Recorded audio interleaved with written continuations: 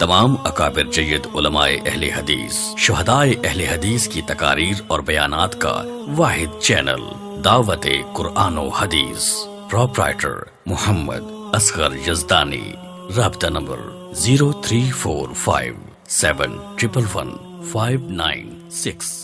العلیم من الشیطان الرجیم، بسم اللہ الرحمن الرحیم۔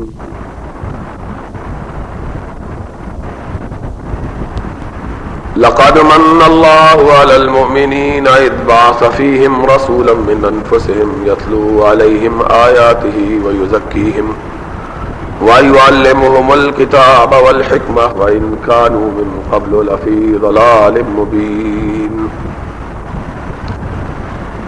تمام قسم کی تعریفات وحدہ لا شریک خالق کائنات مالک ارض و سما کے لیے ہے، اور لاکھوں کروڑوں درود و سلام ہو اس ہستی اقدس و مقدس پر جن کا نام نامی اسم گرامی محمد اکرم صلی اللہ علیہ وعلی آلہ واصحابہ وبارک وسلم ہے۔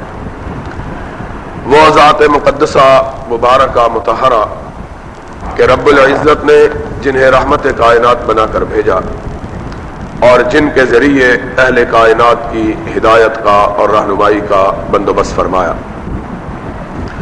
محمد الرسول اللہ صلی اللہ علیہ وسلم اس کائنات میں امام ہدایت اور امام رحمت بنا کر بھیجے گئے، اور آپ نے اس کائنات میں جلوہ گر ہونے کے بعد اہل کائنات کو اللہ کی وحدانیت کا درس دیا اور اپنی رسالت کے ماننے کی دعوت دی۔ وہ لوگ جو حضرت محمد الرسول اللہ صلی اللہ علیہ وسلم کی دعوت کے قائل ہوئے، انہوں نے اللہ کی توحید کو تسلیم کیا، سرور کائنات حضرت محمد الرسول اللہ صلی اللہ علیہ وسلم کی امامت کے معتقد اور معترف ہوئے، وہ لوگ مسلمان کہلائے۔ مسلمان ہو جانے کے بعد محمد الرسول اللہ صلی اللہ علیہ وسلم کے احکامات کے مطابق انہوں نے یہ بات اچھی طرح اپنے دل اور دماغ میں بٹھا لی کہ صرف کلمہ طیبہ کا اقرار اور اعتراف، اللہ کی وحدانیت اور محمد الرسول اللہ صلی اللہ علیہ وسلم کی رسالت کی شہادت یہ جنت میں جانے کے لیے کافی نہیں ہے۔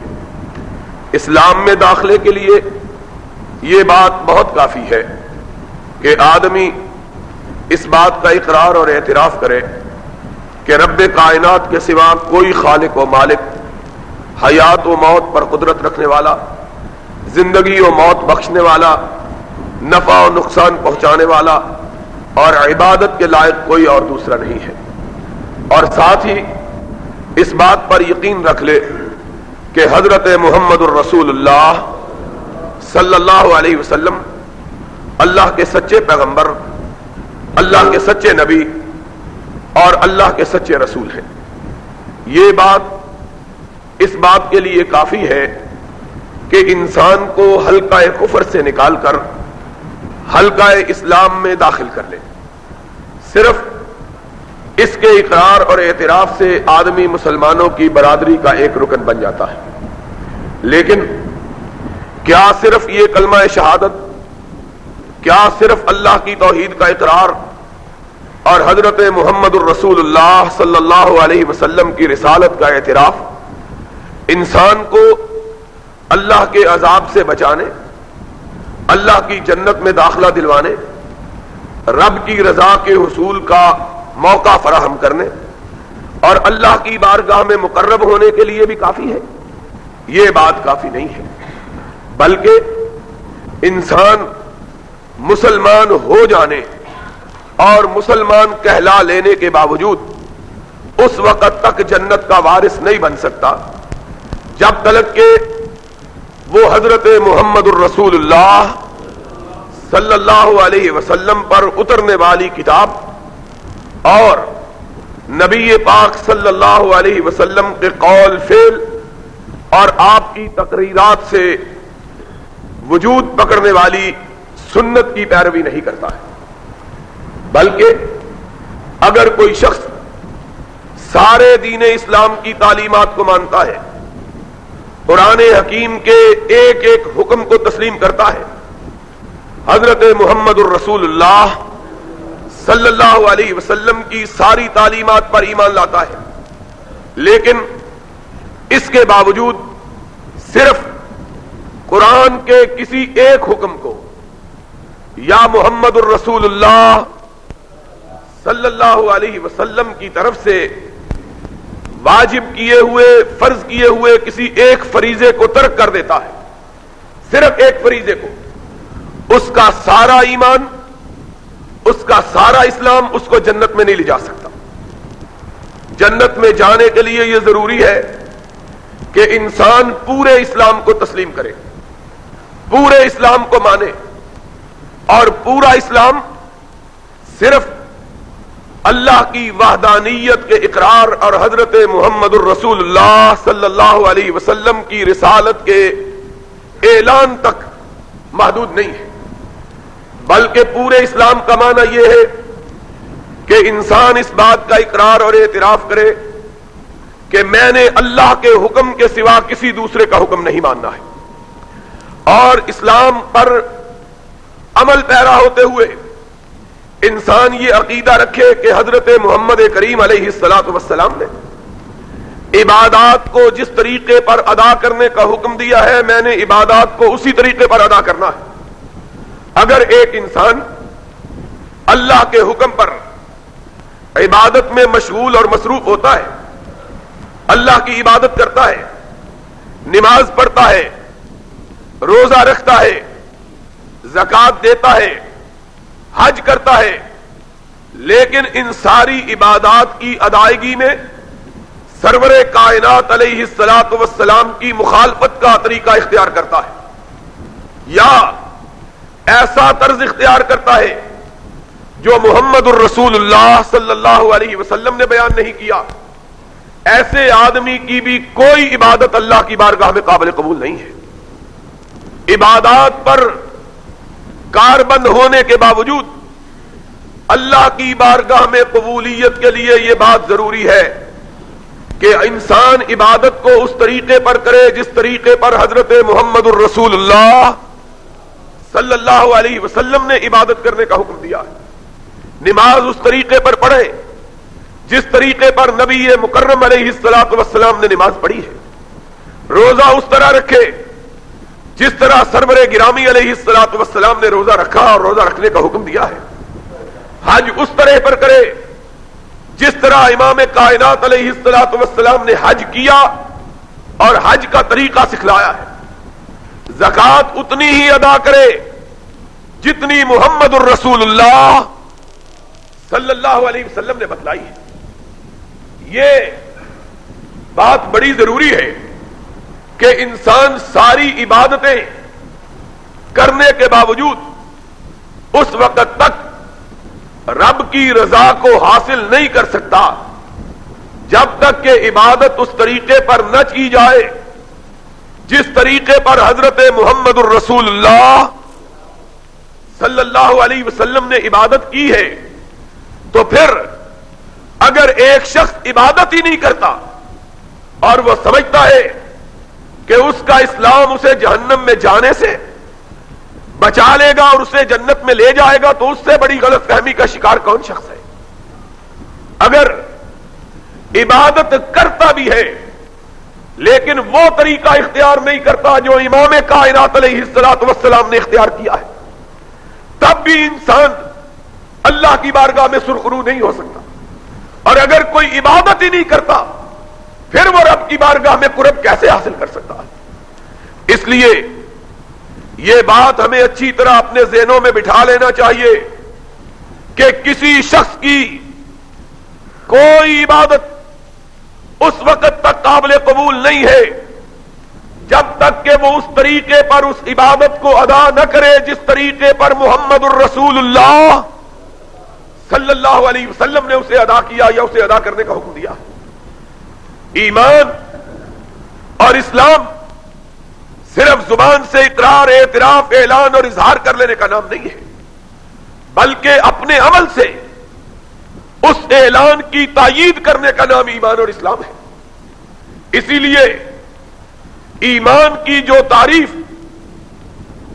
علماء نے کی ہے وہ یہ ہے کہ ایمان صرف زبانی اقرار کا نام نہیں ہے، بلکہ ایمان اسے کہتے ہیں کہ زبان سے آدمی اقرار کرے، دل سے اسے تسلیم کرے، اپنے عمل سے اس کی تائید کرے۔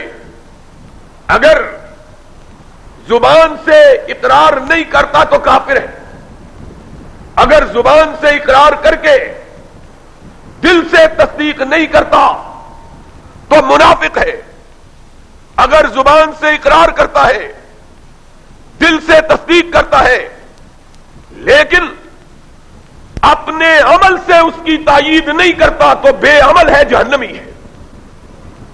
مومن صرف کہلانے کا حقدار وہ شخص ہے جس کے دل اور زبان میں کوئی فاصلہ نہ ہو اور عمل میں اور زبان میں کوئی اختلاف نہ ہو، اسے مومن کہا جاتا ہے۔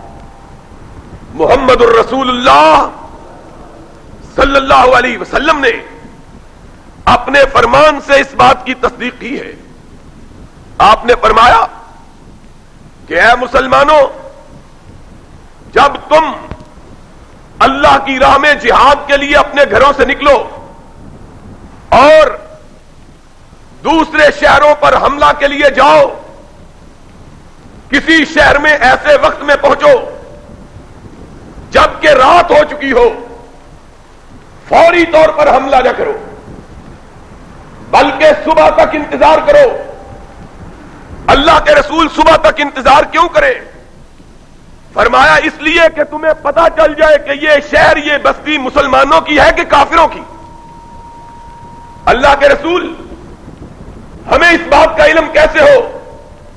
آپ نے فرمایا صبح تک انتظار کرو، اگر نماز فجر کے لیے بستی میں اذان دی جائے تو سمجھو کہ مسلمانوں کی بستی ہے، اگر اس بستی میں اذان نہ ہو تو سمجھ لو کہ یہ بستی کافروں کی ہے۔ تو اللہ کے حبیب حضرت محمد الرسول اللہ صلی اللہ علیہ وسلم نے اسلام کے ثبوت کے لیے اذان کو لازمی قرار دیا ہے کہ اذان ایک عمل ہے جس عمل سے مسلمان یہ ثابت کرتا ہے کہ میں مسلمان ہوں۔ اور پھر اس سے بھی آگے آپ نے یہ بات ارشاد کی ہے، حدیث پاک میں آیا ہے، نبی محترم صلی اللہ علیہ وسلم نے فرمایا ہے، اپنی مسجد پاک میں بیٹھ کر، مدینہ طیبہ میں بیٹھ کر عشاء کی نماز سے آپ فارغ ہوئے، اپنے صحابہ کی طرف رخ کیا، ان کو مخاطب ہو کے کہنے لگے، میرے صحابہ، میرا جی چاہتا ہے کہ کل عشاء کی نماز کے وقت میں کسی اور شخص کو اپنے مصلے پہ کھڑا کروں، وہ شخص نماز پڑھائے اور میں مدینے کی گلیوں اور کوچوں میں گردش کروں اور دیکھوں کہ جو شخص اذان سننے کے بعد نماز عشاء کھڑی ہو جانے کے بعد پھر بھی مسجد میں آ کے نماز میں شریک نہیں ہوا، میں اس کے گھروں کو آگ لگا دوں اور بتلا دوں کہ یہ گھر مسلمانوں کا گھر نہیں ہے۔ محمد الرسول اللہ صلی اللہ علیہ وسلم کے اس فرمان کا معنی یہ ہے کہ مومن وہ ہے جو صرف زبان سے لا الہ الا اللہ کہہ کر، محمد الرسول اللہ پکار کر پھر اپنے آپ کو مسلمان نہیں کہلاتا، بلکہ مومن وہ ہے جو زبان سے اسلام کا اقرار کرنے کے بعد دل سے تصدیق کر کے اپنے عمل سے اس کا ثبوت فراہم کرتا ہے۔ جس کے قول اور فعل، جس کی زبان کے اقرار اور عمل میں تضاد ہو، وہ سب کچھ ہو سکتا ہے، محمد کی امت میں سے نہیں ہو سکتا صلی اللہ علیہ وسلم۔ اس لیے ہمیں یہ بات اپنے ذہنوں میں بٹھا لینی چاہیے کہ ایمان کسے کہتے ہیں، اسلام کسے کہتے ہیں۔ ایمان اور اسلام صرف لا الہ الا اللہ محمد الرسول اللہ پڑھ لینے کا نام نہیں ہے. میں نے پہلے کہا ہے صرف کلمہ پڑھنے سے آدمی کے نام کا اندراج مسلمانوں کے رجسٹر میں تو ہو جاتا ہے، لیکن قیامت کے دن اللہ اس سے محمد کی امت کا سا سلوک نہیں کرے گا.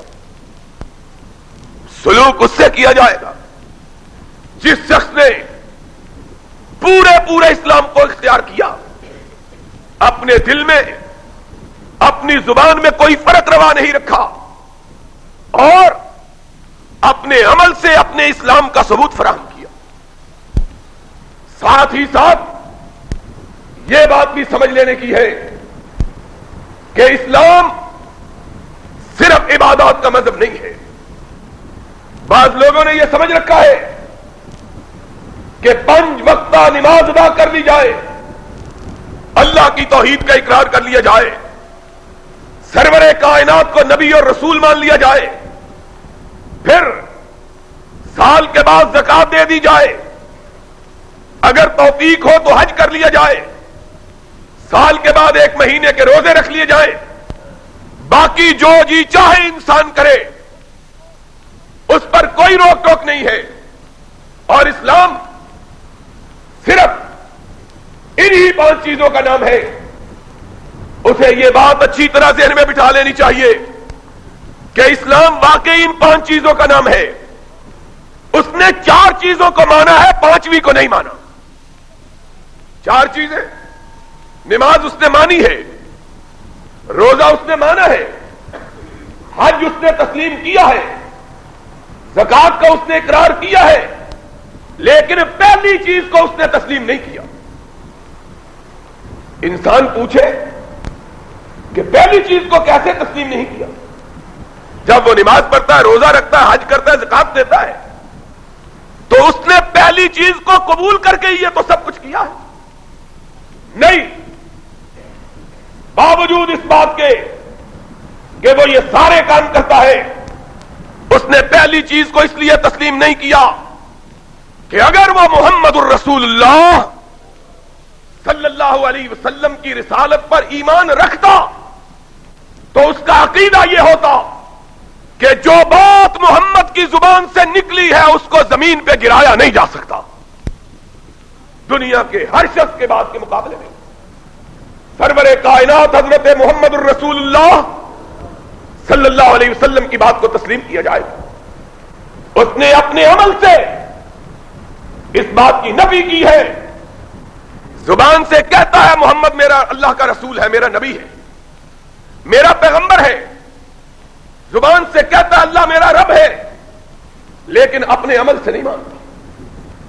اگر مانتا ہوتا تو پھر کھانے پینے میں بھی محمد کو اپنا رہنما مانتا، پھر تجارت میں بھی محمد کو اپنا رہنما مانتا، پھر عدل و انصاف میں بھی محمد کو اپنا قائد تسلیم کرتا، پھر سیاست میں بھی نبی پاک صلی اللہ علیہ وسلم کو اپنا راہبر سمجھتا، پھر معاش میں بھی نبی کائنات علیہ الصلوۃ والسلام سے رہنمائی لیتا.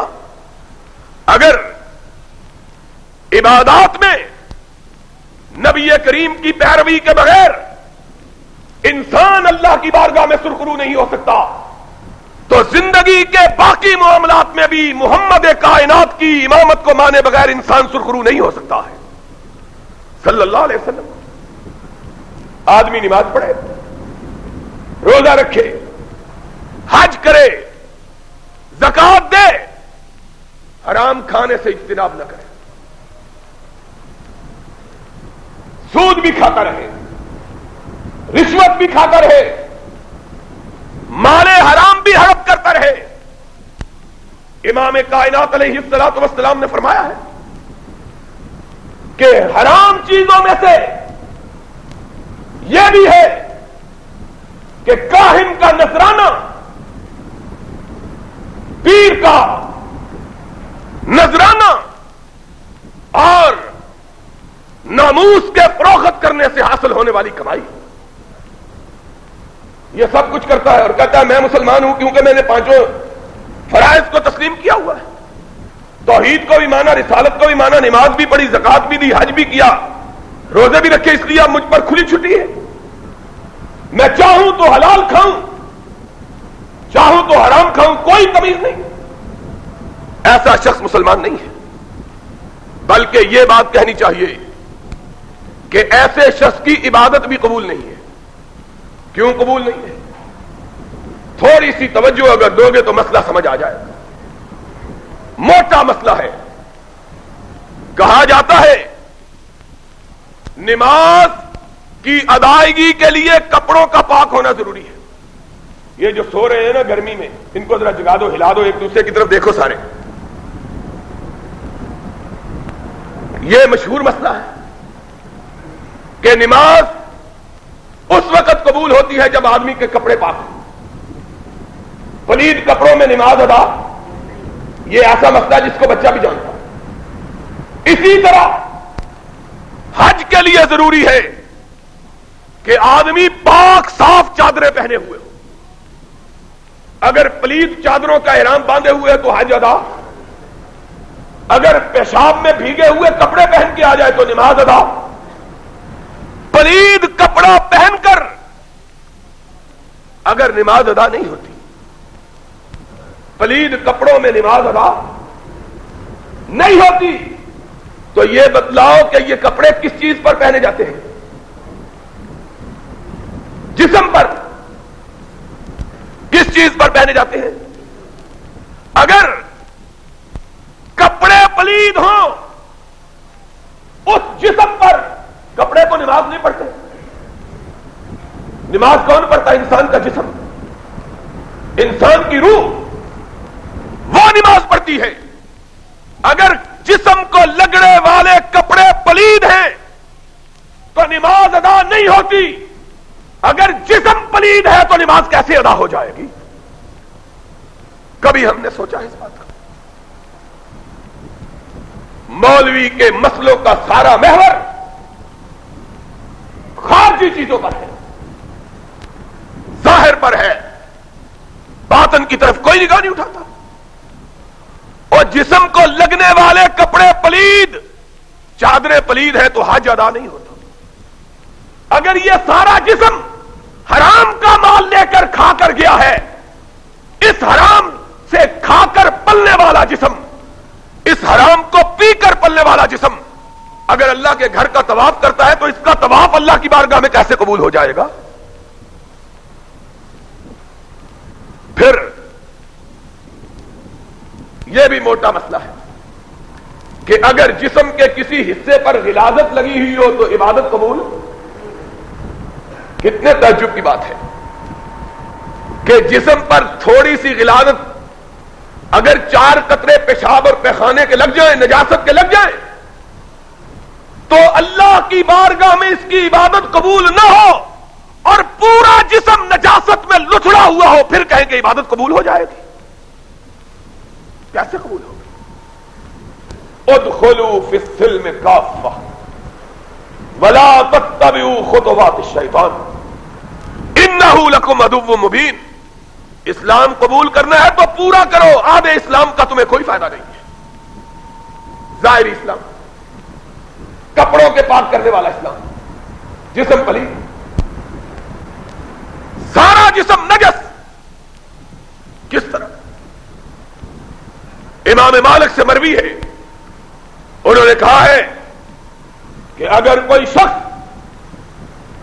شراب کا ایک قطرہ پی لیتا ہے، فرمایا 40 دن تک اللہ اس کی نماز کو قبول نہیں کرتا ہے، کیونکہ اس کا جسم پلید ہو گیا ہے۔ جسم پلید ہے، عبادت کس طرح قبول ہوگی؟ اور پھر جسم سے بھی زیادہ اگر انسان کی روح ہی ناپاک ہے، تیرا دل تو ہے صنم آشنا، تجھے کیا ملے گا نماز؟ اس کو نماز سے کیا فائدہ؟ ظاہری طور پر یہ نماز پڑھ رہا ہے۔ یہی بات حضرت محمد الرسول اللہ صلی اللہ علیہ وسلم نے روزے دار کے بارے میں فرمائی ہے۔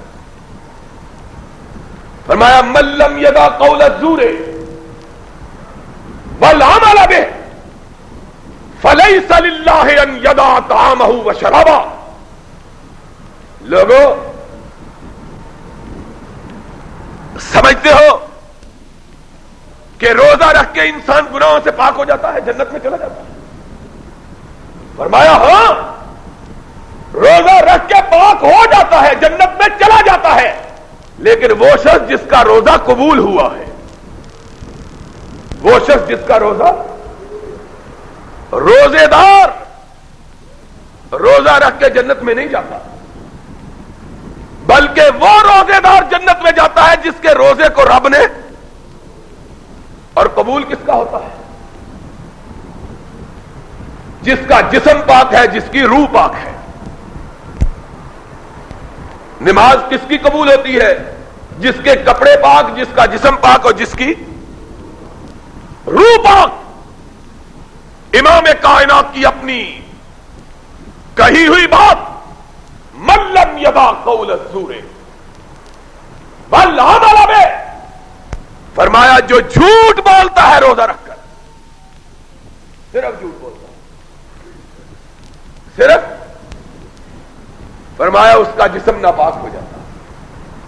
جھوٹ بولنے سے انسان کا جسم ناپاک ہو جاتا ہے, غلط بیانی سے انسان کا جسم پلید ہو جاتا ہے, بری بات کہنے سے انسان کا جسم ناپاک ہو جاتا ہے. اگر اس بری بات پہ عمل بھی کر لیتا ہے, پلیدی میں اضافہ ہو جاتا ہے. امام کائنات نے فرمایا جو یہ کام بھی کرتا ہے, روزہ بھی رکھتا ہے, اللہ کو اس کے کھانے چھوڑنے اور پانی پینا چھوڑنے کی کوئی پرواہ.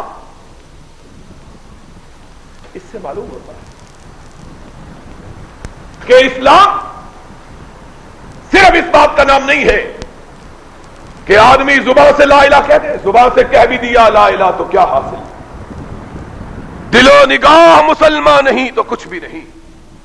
اور ساتھ ہی اس کا نام بھی اسلام نہیں ہے کہ فرائض کی ادائیگی کر لیتا ہے, کہتا ہے میں بڑا مسلمان ہوں.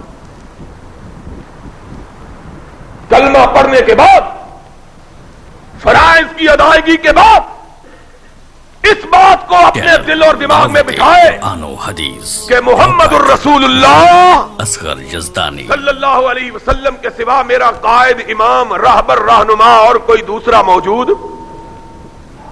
اور کون ہوتا ہے امام قائد؟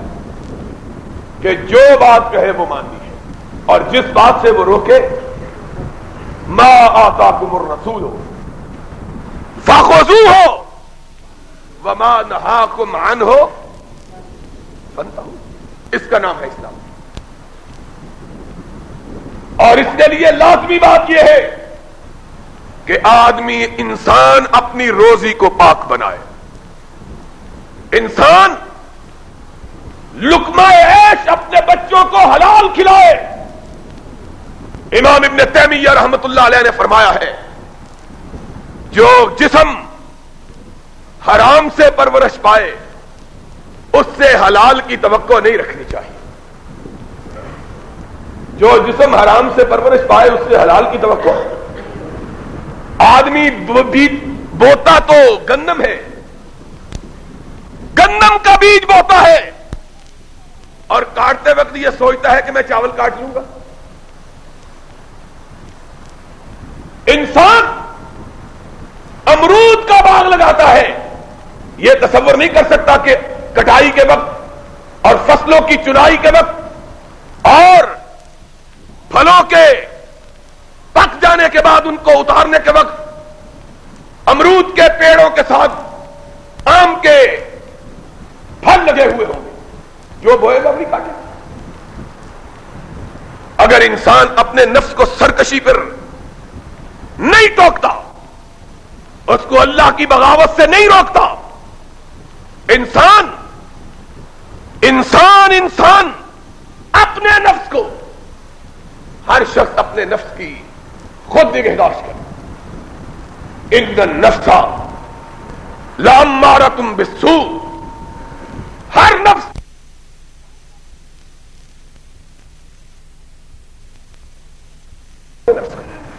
سرکشی سے بغاوت. کہ میں نے تجھ کو لقمہ حرام نہیں کھانے دینا،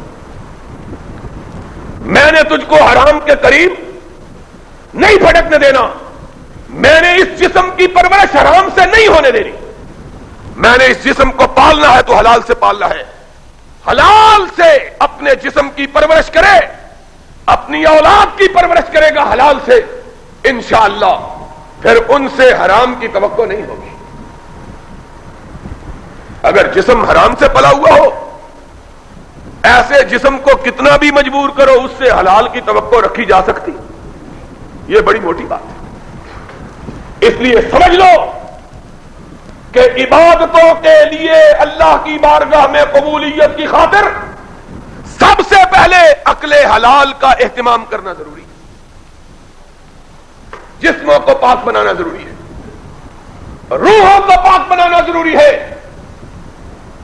جسم پاک ہوتے ہیں حلال کھانے سے، حرام سے اجتناب کرنے سے، حرام کے اجتناب سے جسم کو روکے، لقمہ حرام سے روکے، عمل حرام سے روکے، جسم کے ہر عضو کی نگہداشت کرے، نگاہوں کو آوارگی سے روکے، زبان کو جھوٹ اور غیبت سے روکے، دماغ کو برے خیالات سے روکے، دل کو برے جذبات سے روکے، پیروں کو خواہشات کی طرف چلنے سے روکے، ہاتھ کو حرام کے پکڑنے سے روکے، پھر انسان اللہ کی بندگی کرے۔ ابھی نماز ادا نہیں کرتا کہ رب کائنات اس کی نماز کو قبول کر کے اس کے گناہوں کو معاف کر دیتا ہے۔ چینل دعوت قرآن و حدیث، پروپرائٹر پھر چھوٹی چھوٹی غلطیاں ہو محمد جاتی اصغر یزدانی۔ لیکن اگر اپنے آپ کو حرام سے بچا رکھا ہے تو کیا ہوتا ہے؟ ایک آدمی نبی پاک صلی اللہ علیہ وسلم کے پیچھے نماز ظہر ادا کرتا ہے، حضور سلام پھیرتے ہیں، اس کی آنکھوں سے آنسو رواں ہیں، کہتا ہے یا رسول اللہ اذنبت، اللہ کے رسول میں نے بہت بڑا گناہ کر لیا، اللہ کے رسول پتہ نہیں میرا کیا ہوگا۔ آپ نے فرمایا کہ کبیرے کا ارتکاب تو نہیں کیا؟ اس نے کہا نہیں اللہ کے رسول، اس سے کم کم گناہ ہو گیا۔ آپ نے فرمایا وضو کر کے نماز پڑھی ہے؟ اس نے کہا اللہ کے رسول وضو بھی اسی طرح کیا جس طرح آپ نے کہا، نماز بھی اسی طرح پڑھی ہے جس طرح آپ نے پڑھائی، آپ کے پیچھے نماز ادا کی ہے۔ اللہ کے حبیب نے جواب میں کہا ان الحسنات یذہبن السیئات، جاؤ فجر کی نماز کے درمیان اور ظہر کی نماز کے درمیان جو تم سے بھولے سے غلطی ہو گئی ہے، اللہ نے صرف نماز کی ادائیگی سے اس گناہ کو معاف کر دیا ہے، گناہ معاف ہو گیا۔ کیوں کہ جسم حلال کا ہے بلا، اس نے اپنے آپ کو بچا کے رکھا ہے، پھر غلطی ہو گئی ہے اللہ معاف کرے، پھر لرزش ہو گئی ہے نماز پڑھنے سے۔ حدیث پاک کے الفاظ ہیں، سرور گرامی علیہ الصلوۃ والسلام نے ارشاد فرمایا ہے مومن جب وضو کرتا ہے، وضو کے پانی کے قطرے زمین پہ اکیلے نہیں گرتے، ساتھ گناہوں کو لے کے گرتے ہیں، سارے گناہ جھڑ جاتے ہیں۔ فرمایا جو باقی رہ جاتے ہیں ابھی سلام نہیں پھیرتا کہ اللہ باقی گناہوں کو بھی معاف کر دیتا ہے۔ شرط یہ ہے کہ جسم حرام سے نہ پلا ہوا ہو، حلال سے، جسم پاک ہو، اس کے بغیر تو وضو بھی کوئی نہیں۔ اگر انسان پہ غسل واجب ہو اور وہ وضو کر کے سمجھے میری نماز ہو جائے گی تو نماز ادا، کیونکہ پلیدی بڑی ہے، وضو کی پاکیزگی چھوٹی ہے۔ اگر غسل واجب ہے تو صرف وضو سے انسان نماز کے قابل غسل کرنا پڑے گا، اور اگر جسم ہی پورا ناپاک ہے، کپڑے پاک ہو جانے سے، وضو کرنے سے، غسل کرنے سے انسان کا جسم پاک ہو سکتا؟ جسم کو پاک بناؤ، عقل حلال کا اہتمام کرو، حلال روزی کھاؤ، اپنے بچوں کو حلال کھلاؤ، ان تمام معاشی مسائل سے احتراز کرو جن معاش کے مسائل کو محمد الرسول اللہ صلی اللہ علیہ وسلم نے حرام قرار دیا یا محمد کے خدا نے قرآن میں حرام قرار دیا،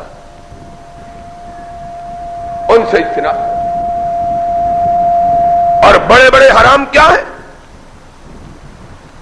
بڑے سے بڑا حرام آج ہمارے پاکستان کے اندر حلال ہو گیا. کوئی چیز اب ہمارے ہاں حرام نہیں ہے. قرآن سے یہ معلوم ہوتا ہے، قرآن کے کہ سب سے بڑا حرام اگر کوئی ہے تو وہ سود ہے. قرآن کی تعلیمات سے سمجھو میری بات کو، خنزیر بھی حرام ہے. خنزیر بھی، شراب بھی، جوا بھی، یہ ساری چیزیں حرام ہیں. یہ ساری چیزیں حرام ہیں. ان کے حرام ہونے میں کوئی شبہ، مردار بھی، خون بھی، ان ساری چیزوں کا اللہ نے قرآن میں ذکر کیا. لیکن کسی حرام کے لیے وہ بات نہیں کہی جو سود کے لیے کہی ہے. کسی حرام کے لیے یہ بات نہیں کہی.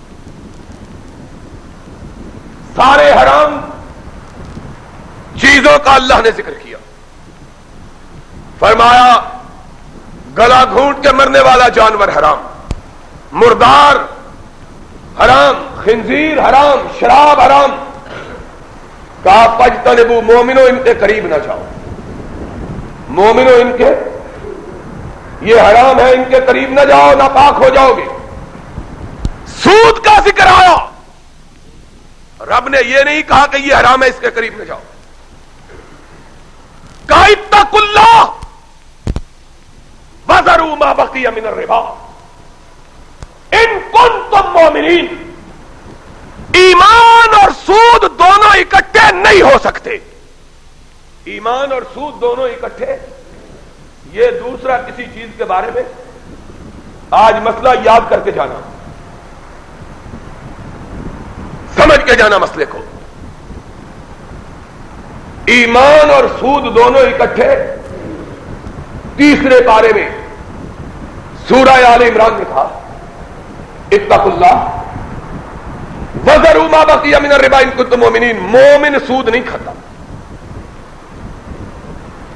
پھر کہا شراب، سور، حتیٰ کہ غیر اللہ کی نظر، ما احل بہ لغیر اللہ. 9 چیزوں کو گنا اللہ نے. حرمت علیکم المیتۃ والدم ولحم الخنزیر. 11 چیزوں کو گنا، 11 چیزوں کو، سب حرام ہے. کوئی نہ کھائے، قریب نہ جائے. پھر کہا الا من اضطر، اگر کوئی مجبور ہو جائے، غیر باغ ولا عاد فلا اثم علیہ. موت نظر آ رہی ہے، زندگی بچانا کچھ بھی کھانے کا نہیں ہے. فرمایا اس کو یہ 11 حرام چیزیں کھانی بھی جائز ہیں، صرف مجبوری کی وجہ سے. مجبوراً زندگی کو بچانے کے لیے، تھوڑا سا صرف زندگی کو بچانے کے لیے اگر ضرورت ہو تو ان کو مجبوری کی وجہ سے کھانا.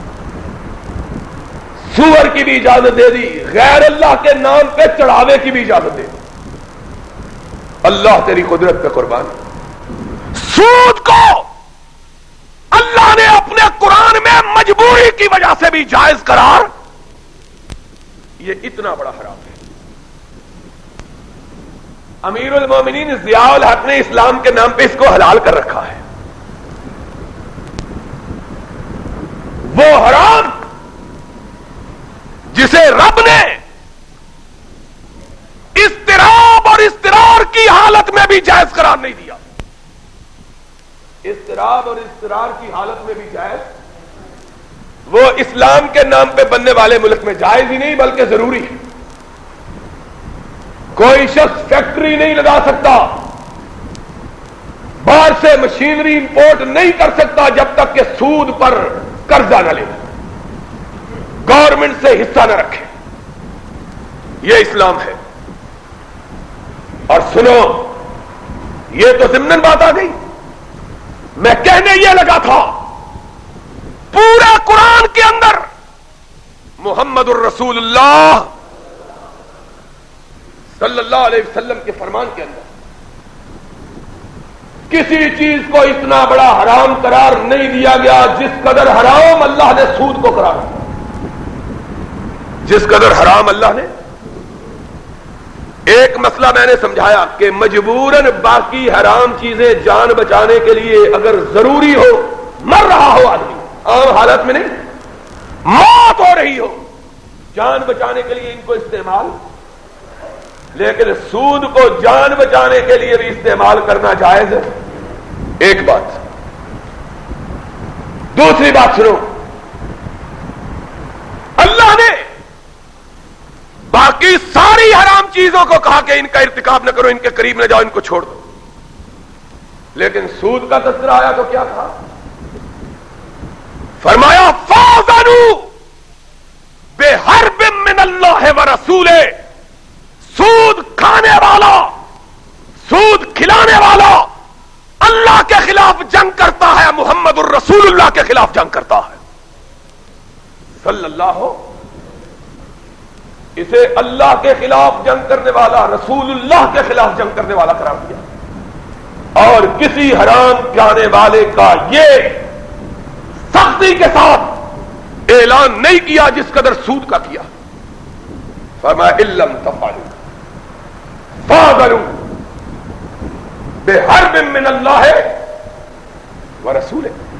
اگر تم سود لینے دینے سے باز نہیں آتے تو اللہ کے خلاف, رسول اللہ کے خلاف اعلان جنگ ہے, جنگ کے لیے تیار ہو جاؤ. سورہ آل عمران. اور پھر قرآن کے اندر چھٹے پارے میں رب العزت نے اپنے خلاف, رسول اللہ کے خلاف جنگ کرنے والوں کا انجام اور ان کی سزا کیا بتلائی, وہ بھی اس قرآن کے اندر موجود ہے. سورہ مائدہ کے اندر چھٹے پارے میں اللہ رب العزت نے کہا انما جزاء الذین یحاربون اللہ ورسولہ ویسعون فی الارض فسادا ان یقتلوا او یصلبوا او تقطع ایدیہم وارجلہم من خلاف او ينفوا من الارض ذلك لهم خزي في الدنيا ولهم في الاخرة عذاب عظيم. اللہ رسول کے خلاف جنگ کرنے والوں کا انجام یہ ہے, ان کی سزا یہ ہے, ان کو ٹکڑے ٹکڑے کر دیا جائے, ان کے ہاتھ کاٹ دیے جائیں, ان کے پاؤں کاٹ دیے جائیں, اور اسلامی سلطنت سے ان کو نکال کر باہر پھینک دیا جائے. یہ سزا ہے اللہ رسول کے خلاف جنگ کرنے والے. مومنوں, آج ہمارے معاشرے کے اندر سود اس طرح رچ اور بس گیا ہے کہ ہماری معیشت کا ایک حصہ بن گیا ہے. مومن وہ ہے, مسلمان وہ ہے جو مر جانا گوارا کر لیتا ہے, اپنی اولاد کو حرام کھلانا اور خود کھانا گوارا سود کے قریب نہیں پھٹکتا. اور بدقسمتی کی بات یہ ہے کہ سود لیتے دیتے خوشحال لوگ ہیں, مرنے والا کوئی نہیں لیتا. اللہ کو بھی پتا تھا, اللہ کو بھی اس بات کا علم تھا کہ مردار غریب آدمی مر رہا ہو اس کے لیے مردار حلال ہے, کیونکہ غریب مجبور ہوتا ہے. لیکن سود کو مجبوراً بھی اس لیے حلال نہیں کیا, اس لیے کہ کوئی غریب سود لینے پر کبھی مجبور ہوتا ہی نہیں. سود لیتا ہی وہ ہے, سود دیتا ہی وہ ہے جو خوشحال ہوتا ہے, جس کے اندر ہوس ہوتی ہے مال کے جمع کرنے کی. لالچ نے جس کی آنکھوں کو اندھا کیا ہوا ہوتا ہے, ہوس نے جس کی آنکھوں پہ پٹی باندھی ہوئی ہوتی ہے, دنیا کی ہرس نے جس کو بولا بنایا ہوا ہوتا ہے, سود لین دین کا کام وہی کرتا ہے. ایک کارخانہ ہے, دل کے اندر ہوس ہے 2 ہو جائیں. ایک فیکٹری ہے, دل کے اندر خواہش ہے 2 ہو جائیں. ایک زمین کا ٹکڑا ہے, چاہتا ہے 2 ہو جائیں. فرمایا اے میرے حبیب صلی اللہ علیہ وسلم, بنی آدم کو کہہ دو کہ تمہاری ہوس کی آنکھ کو صرف قبر کی مٹی ہی پر کر سکتی ہے اور کوئی پر نہیں. حرام سے کبھی ہوس کی آگ بجھتی نہیں ہے۔ اس لیے دوستو اس بات کا خیال رکھو، اسلام اس بندے کا نہیں ہے جو بڑا نمازی، حاجی، روزہ رکھنے والا، زکات دینے والا، بلکہ اسلام اس بندے کا ہے جو حرام کھانے سے، حرام کھلانے سے، حرام اپنے بچوں کو حرام سے پرورش کرنے سے اجتناب کرتا ہے۔ اور سب سے بڑا حرام کیا ہے؟ سود۔ اس کے بعد سب سے بڑا حرام لوگوں کا حق مارنا۔ اس کے بعد سب سے بڑا حرام لوگوں کا حق مارنا۔ انشاءاللہ العزیز اگلے خطبہ جمعہ میں یہ بتلایا جائے گا کہ محمد الرسول اللہ صلی اللہ علیہ وسلم نے اپنے فرمان میں اور رب کائنات نے اپنے قرآن میں کس طرح مومنوں کو عقل حلال کی تلقین کی، اور کون کون سی تجارت کی قسمیں ہیں جو حرام ہیں، جن کو لوگوں نے تجارت سمجھا ہوا ہے، حقیقت میں حرام ہے۔ مومن وہی ہے، نماز اسی کی ہے، رمضان کا مہینہ برکتوں والا آ رہا ہے، روزے اسی کے اللہ کی بارگاہ میں قبول ہوں گے جس نے پہلے اپنے جسم کو پاک بنایا ہو۔ جس کا جسم ناپاک ہے اور حرام کے لقمے کے کھانے والے کا جسم کبھی بھی پاک ہو سکتا، اس کی مثال کیا ہے؟ اس کی مثال یہ ہے کہ ایک کنویں میں کتا گر جاتا ہے، ایک کنویں میں مولوی سے جا کے مسئلہ پوچھتے ہیں، مولوی جی کنویں میں کتا گر گیا، پاک کیسے کریں؟ مولوی فقہ کی کتاب نکالتا ہے، کہتا ہے 250 بوکے نکالو۔ 250 بوکے ہی کہتے تھے نا، 250 ڈول پانی کے نکالو، کنواں پاک ہو جائے گا۔ بلا مانے جاتا ہے، کتا بیچ میں ہی پڑا ہوا ہے، بوکے نکالتا رہتا ہے۔ 250 نہیں 2500 بھی نکال لے کنواں پاک، پہلے کتا نکالے۔ سنو، 100 وضو نہیں 1000 وضو کر لو، 100 غسل نہیں 1000 غسل کر لو، جب تک پہلے جسم پاک نہیں، جسم کے اندر والی روح پاک نہیں، 1000 غسل سے بھی انسان کا جسم پاک ہو سکتا؟ یہ پاک ہوگا عقل حلال سے۔ عقل حلال کے کیا طریقے اور حرام سے اجتناب کے کیا طریقے ہیں، انشاءاللہ اس کا تذکرہ آئندہ خطبہ جمعہ میں ہوگا۔ وآخر دعوانا ان الحمدللہ رب العالمین۔ میں آپ سب حضرات کو پچھلے جمعۃ المبارک میں اہل حدیث کے زیر اہتمام منعقد ہونے والے اس عظیم الشان جلسہ عام کی کامیابی پر، جسے رب نے اپنی مہربانی سے کامیابی اور کامرانی سے ہمکنار کیا، آپ سب حضرات کو اس پر مبارکباد دیتا ہوں۔ اللہ سے دعا ہے اللہ اپنی توحید کے ماننے والوں اور اپنے رسول کے پیروکاروں کے اس اجتماع کو قبول فرماوے، اور جن لوگوں نے اس میں محنت کی ہے، دامے درمے قدمے سخنے اس میں جد و جہد کی ہے، اللہ ان کی جد و جہد کو قبول فرمائے۔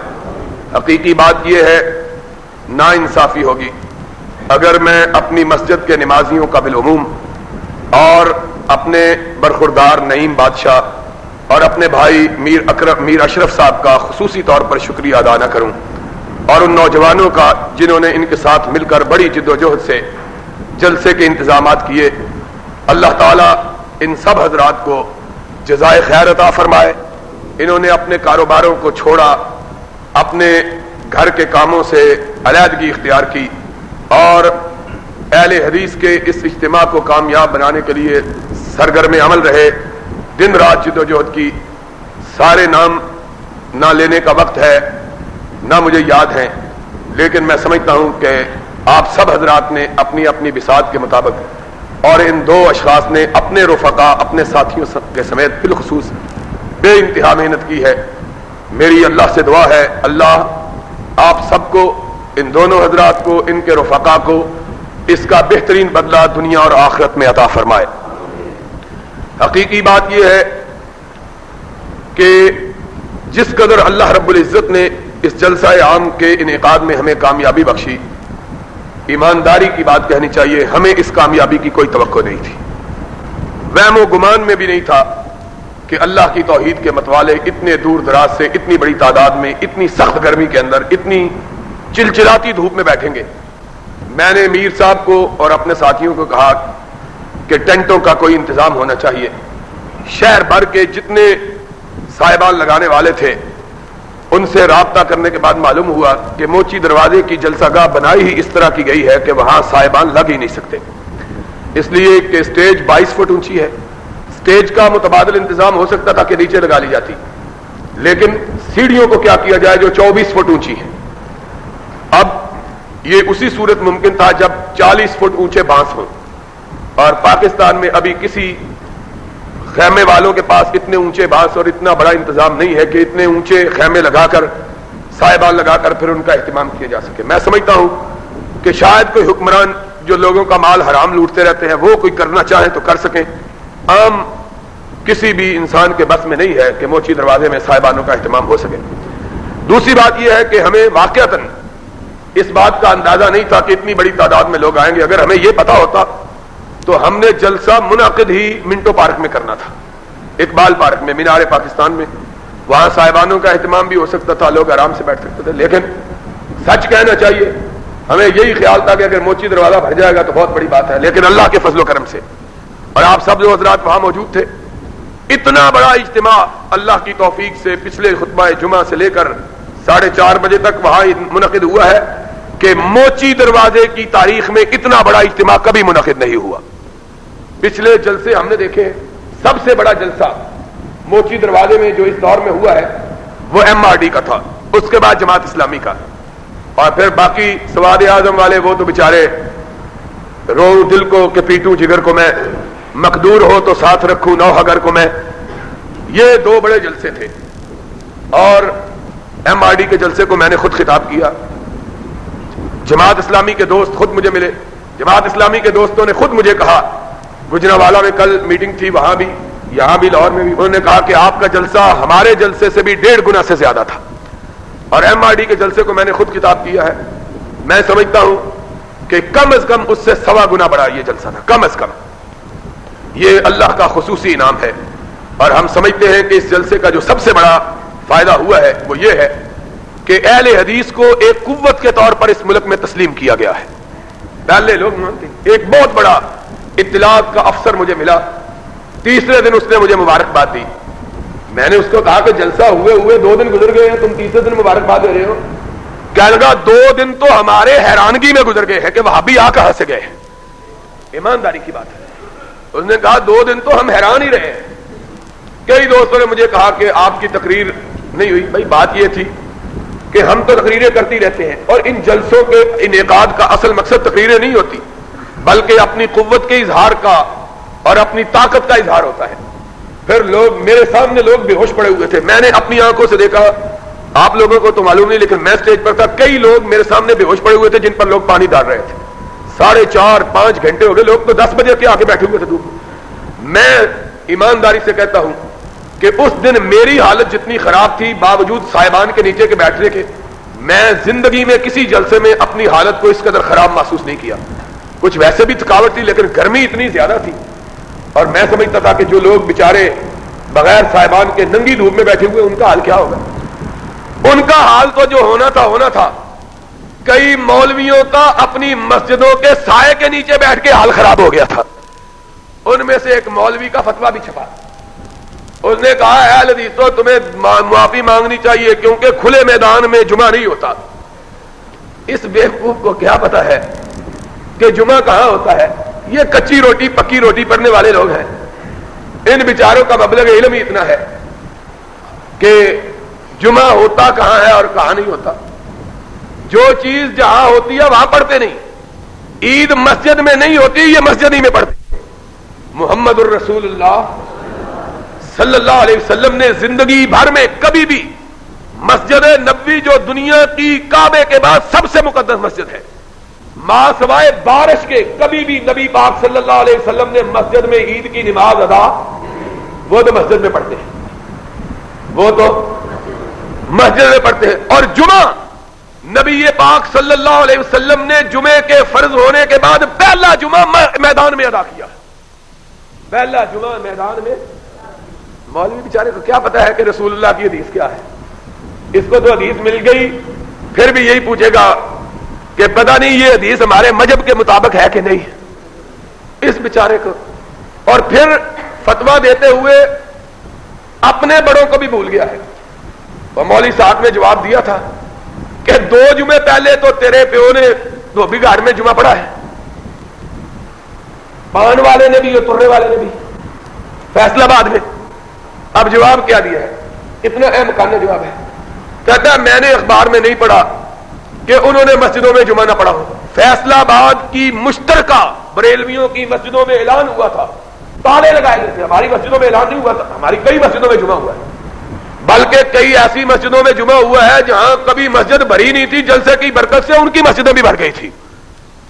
यानी जलसे के गर्दो पेश में जो हमारी हदीस की मस्जिदें हैं वहां भी जुमा हुआ है, लेकिन इनके यहां ताले लगाए गए थे। और फिर जो लोग लाहौर के रहने वाले हैं उनको पता है कि इस मोची दरवाजे में आज से नहीं, बर्रे सगीर की तारीख के बहुत बड़े बड़े इज्तिमात हुए हैं, जुमे हुए हैं, जिसमें मौलाना हुसैन अहमद मदनी से लेकर मौलाना अबुल कलाम आजाद तक और इनके पीर जमात अली तक शामिल है सब। लेकिन असल तकलीफ हमारे जुमा पढ़ने की नहीं, इनके नजदीक तो हमारी नमाज वैसे ही नहीं होती। तकलीफ यह है कि वहाबी यहां इतने बड़ी तादाद में आ कहां से गए हैं, यह तकलीफ है। इतना बड़ा बाजार है, इंशाअल्लाह अल्लाह के फजलो करम से इतनी बड़ी तादाद में लोग इस मसले के हक में दाखिल हुए हैं। हकीकी बात यह है कि उसका अदना सा मुजाहरा आपने जुमे के दिन देखा। और अब रोशनी का जमाना है, इल्म का जमाना है। हमारा नुक्ता नजर यह है कि लोगों को हक बात कहने की आजादी हो, और इसी को जमहूरियत कहते हैं। जमहूरियत इसी का नाम है कि किसी को अपनी बात के कहने पर कोई पाबंदी, किसी को किसी बात के हक बात कहने पर पाबंदी, हर आदमी अपने दिल की बात खुलकर कह सके। इसीलिए हमने हमेशा जमहूरियत के लिए लड़ाई लड़ी है। हम ये समझते हैं कि हमारा मसलक फैल ही जमहूरियत में सकता है। क्यों कि अगर लोगों को हमारी बात सुनने का मौका दिया जाए तो कोई भी मोमिन आदमी कुरान हदीस सुन के उससे पीछे रह सकता। दूसरों को आमरीयत पसंद है, इसलिए कि आमरीयत का माना है हक बात ना कहो तो सुन मारो। लेकिन कभी कभी बाज ऐसे बेवकूफ होते हैं जिनको बात को समझने का अल्लाह ने कोई ज़हन ही नहीं दिया होता। जिस शख्स ने अहले हदीस के वजूद को मिटाने के लिए मुनज़्ज़म कोशिश की है और नहीं तस्लीम किया, उसका नाम ज़ियाउल हक है। सुनो जरा बात, इस बुनियाद पर कि बाकी पहले किसी दौर में, ज़ियाउल हक से पहले किसी दौर में किसी शख्स ने फिरकों की बुनियाद पर ओहदों को तकसीम नहीं समझ आई बात। पहले किसी दौर में, ज़ियाउल हक से पहले किसी दौर में फिरकों की बुनियाद पर कमेटियों को नहीं बनाया गया, ना फिरकों की बुनियाद पर अदालतों को बनाया गया है, ना फिरकों की बुनियाद पर नजरियाती काउंसिलों को बनाया गया है। पहला शख्स है जिसने फिरकों की बुनियाद पर अदालतों को बनाया है। पता है कि नहीं, शरई अदालत बनी है फिरकों की बुनियाद पर। सुप्रीम कोर्ट की सुप्रीम, मैं आपको बताऊं, आज ही अभी थोड़ी देर पहले खबर मिली है कि वो जो एहसानदार है एक टॉप कश्मीरी मिलिटेंट सदर हिजबुल मुजाहिदीन के, और इस बदबख्त ने दुनिया के इस मुल्क के सारे फिरकों को उन अदालतों के अंदर, वफाकी अदालत के अंदर, शरई अदालत के अंदर, सुप्रीम कोर्ट की सबसे बड़ी दीनी अदालत के अंदर फिरकों की बुनियाद पर लोगों को नुमाइंदगी दी है। और अगर किसी को नुमाइंदगी नहीं दी तो सिर्फ अहले हदीस को नहीं दी है। इस शख्स ने अहले हदीस के नाम को इस मुल्क में तमाम अकाबिर जय्यद उलमाए अहले हदीस, शुहदाए अहले हदीस की तकारीर और बयानात का वाहिद चैनल दावते कुरानो हदीस। प्रोप्राइटर मोहम्मद असगर यज़दानी। राब्ता नंबर 0345 711 596।